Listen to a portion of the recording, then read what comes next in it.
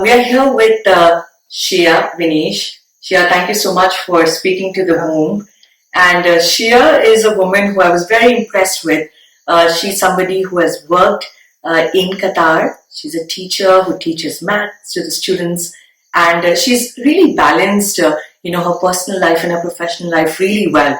Now, a lot of people from India go to the Gulf countries, especially Dubai, Qatar, Bahrain, Saudi, etc. And I wanted to understand, what is it for women? What are their challenges? What are the opportunities? And what are her views? So here is a quick rendezvous with Sheeya. Thank you so much, Sheeya. So Sheeya, how many years you spend in the Gulf countries? Actually, almost 11 years. And you were born, brought up here in India? In India, Kerala. Kerala. Where in Kerala are you from? Kannur. Kannur, right. So how was it that you decided to move to the Gulf countries? Was it a family decision? The family was moving? No, actually, I got married in 2010. After that, I went with my husband. Yeah. Right. So at what age were you married? I got married at the age of 24. 24, yes. Right. And was it a love marriage or an arranged marriage? No, arranged. Arranged marriage. And then when did you have your children? Within one year, I got my first baby. Right. That means in 2010 we got married, and 2011 we have. Right. Now, I know that you're very qualified, but for our audience, tell us, what was your education qualification? What did you study? Yeah, I have did my PG in mathematics, and I have B.Ed. Right. So in India, if you have a B.Ed, you're qualified to teach. But then when you had your kids, how was it difficult? Was it difficult? Was it not navigating through, making the choices between career and family? How did you think about it? Actually, me and my husband, we sit together and discuss that about my career, and we have decided not to work. Because of I have 2 kids. Right. After my first kid, I got pregnant within 9 months. I see. So only 1.5 difference is there. So I don't want to.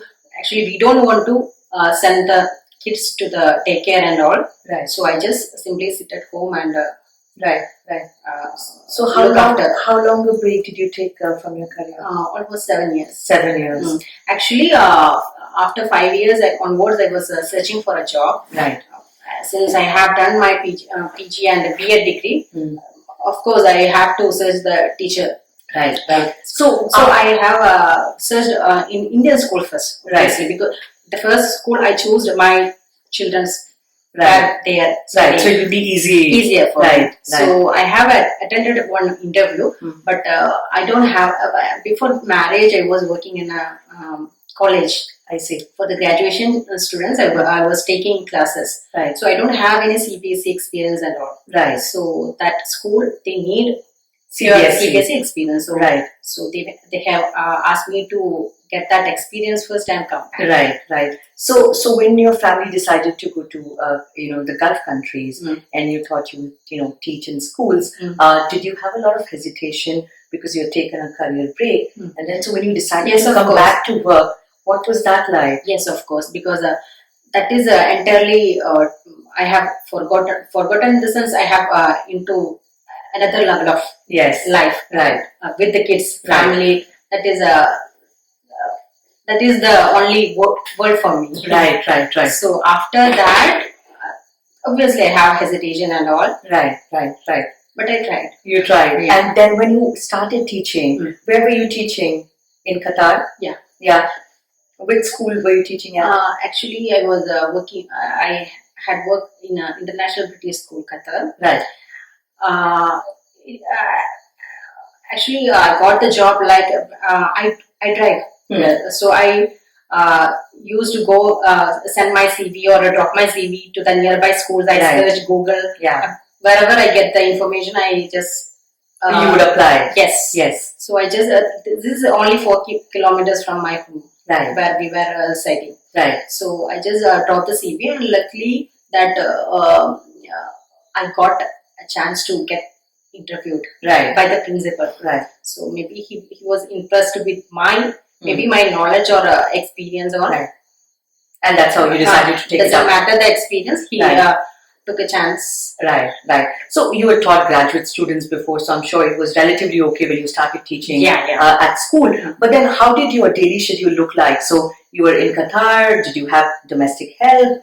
Did you have a supporting partner? How did you make this transition from, now moving from a full family time to, balancing your career and family? Yeah, because not like before marriage I was working.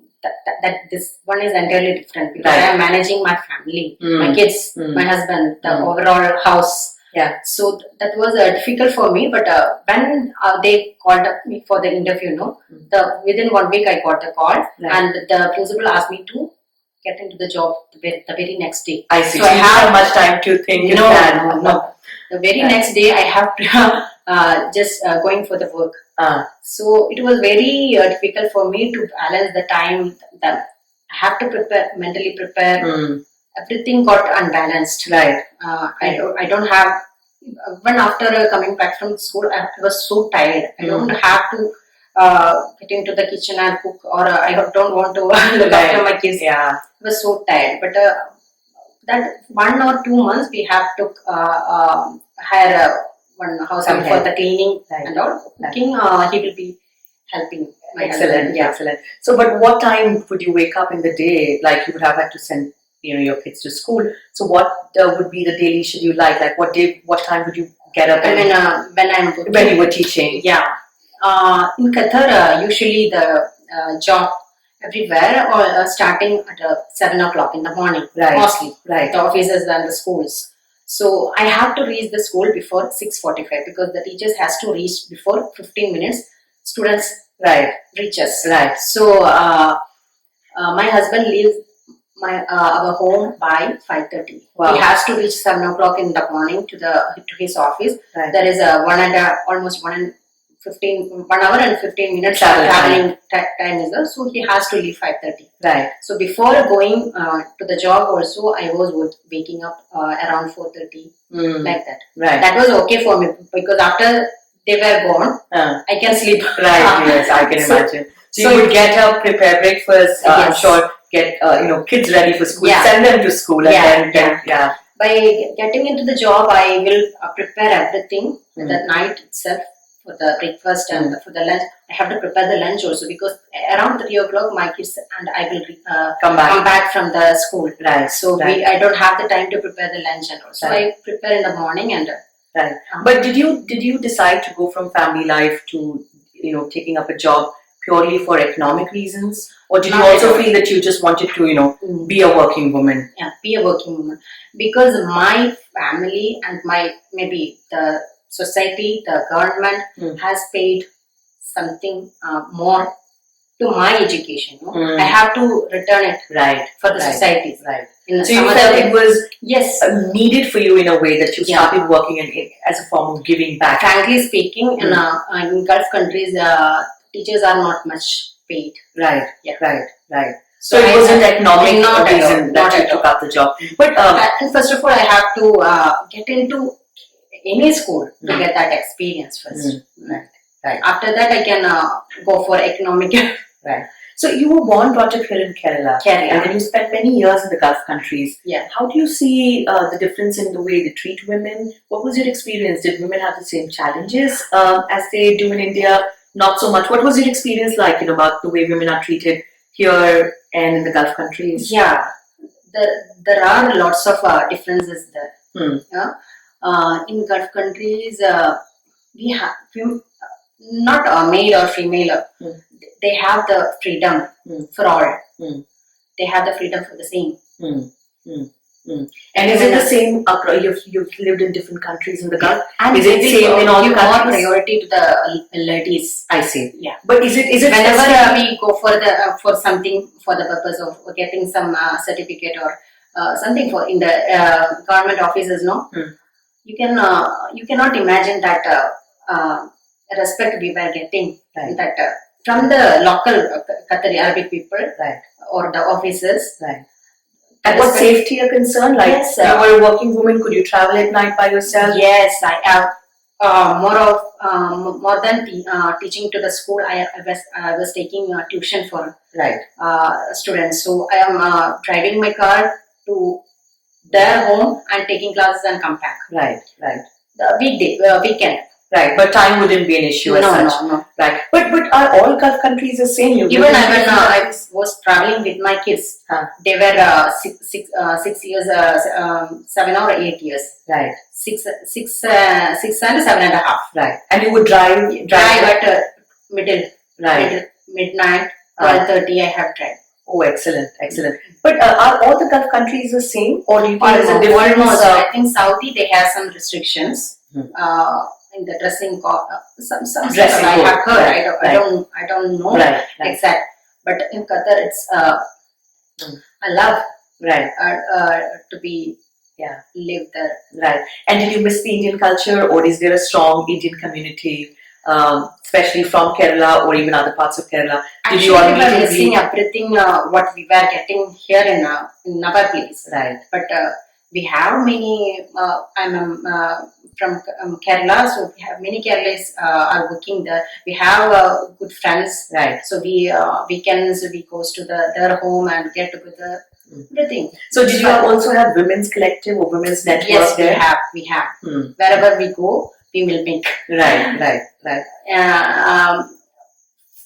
We have one very strong group of women in Qatar. Qatar is one part of it. We have it Middle East. We have one Facebook group. What is it called? Malayali Mums Middle East. Malayali Mums Middle East. Yeah. Right. I don't know now what is the exact number, but before coming back, I mean in August that time around more than 20,000 members are there. Right. And what do they discuss? What do women discuss? Everything about women. Right. It's mostly from the Middle East countries. Right.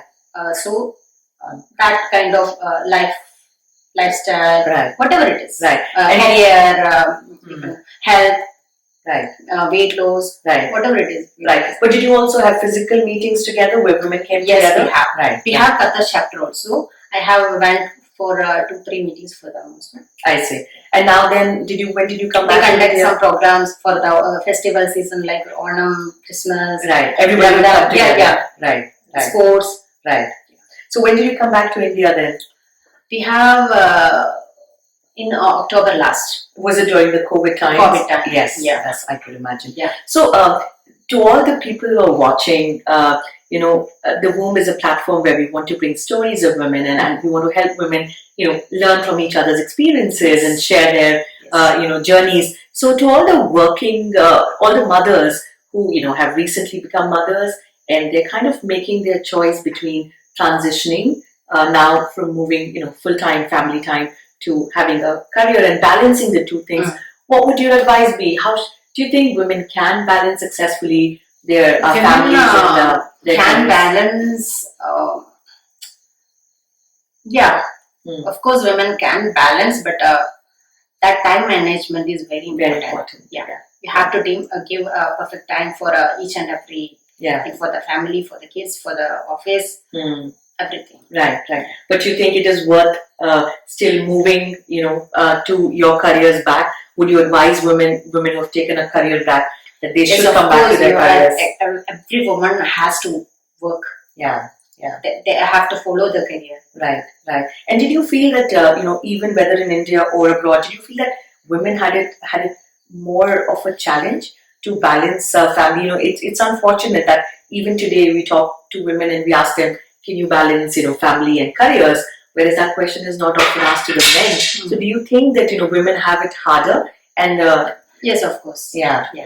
But what helped you in your case to make that transition? Was it a supporting family? Supporting family. Yeah. Otherwise we cannot. Yeah. So what was your partner like? Was he supportive? Would he help you with your household chores, etc.? Yeah, everything he was helping. That's what I can go for the job.